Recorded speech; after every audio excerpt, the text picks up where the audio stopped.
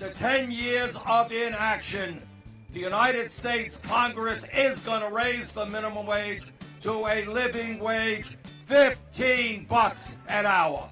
You being out here 4 or 5 years ago, somebody said $15 an hour, people would look at you like, oh, that's not going to happen. But guess what? It's happening now. We're going to fight across the board for bold legislation that will help the working people of America live better lives.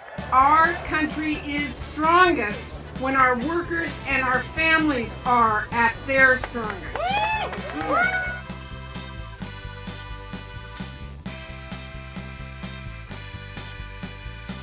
Mr. Prince? Thank you.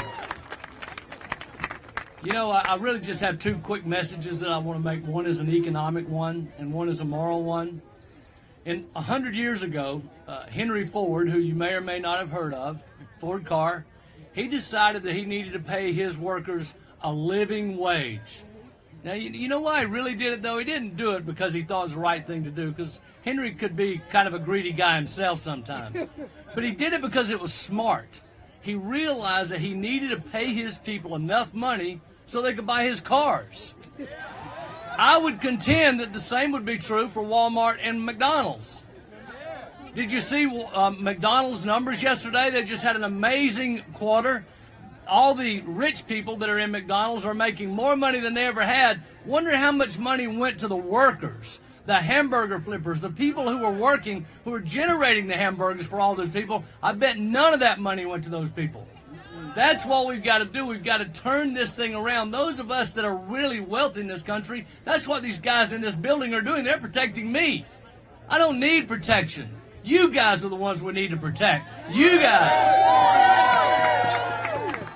The second message that I want to make, and that is that one of the leading senators in this whole cause is Senator Lamar Alexander. Ironically, he's from the state of Tennessee as well. He believes, as crazy as it may seem, that we should have no minimum wage. No minimum wage. And I would contend that if that were the case, that there would be employers in America who would hire people and pay them as little as they possibly could. The only floor we have in this country is the minimum wage. And it's a silly, crazy $7.25 an hour. And I would contend that with no minimum wage, there would be people out there paying $2 an hour. Whatever they could get people to work for, that's what they would pay them. We have to change that.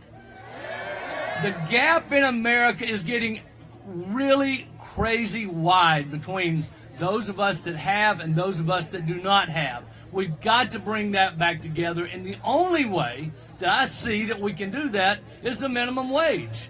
It's the only guarantee that you have. So we've got to raise the minimum wage to $15. I will share with you one personal point. 4 years ago, I run a manufacturing business in Tennessee, and I decided that the state of Tennessee nor the federal government were going to do anything about it. So I unilaterally raised all of our minimum wage in our plant to $12 an hour. Still not enough. I have partners and they won't let me go to 15. But that aside, we also provide all of their health care and we pay their 401k. So you can run a company and pay your people a living wage and still make money. The only thing that keeps them from doing it is greed and the too low minimum wage. We've got to raise it. We've got to get Senator Alexander to get some Republicans to vote with us on the Democratic side, and let's raise this minimum wage to $15 an hour. And more importantly, we've got to index it so we don't have to have this fight every 5, 6, 7, 10 years. I'm sorry, one last point. The last time Congress gave themselves the raise, they indexed it because they didn't want to fight every 3 or 4 years to get their own raise.